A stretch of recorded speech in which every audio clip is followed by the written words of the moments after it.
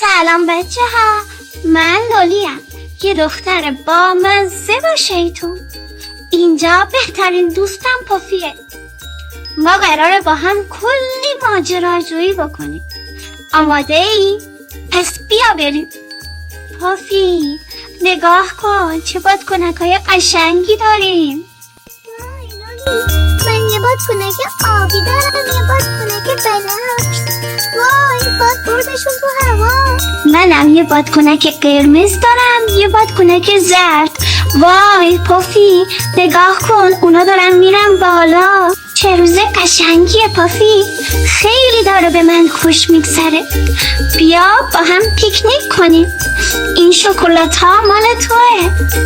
پافی نگاه کن، من کاغذ و مداد رنگی آوردم.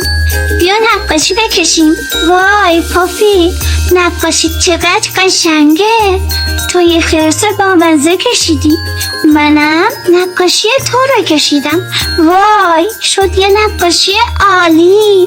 پافی چقدر امروز خسته شدیم، بهتره منم بیام کنار تو دراز بکشم یه کوچولو بخوابی. شب بخیر.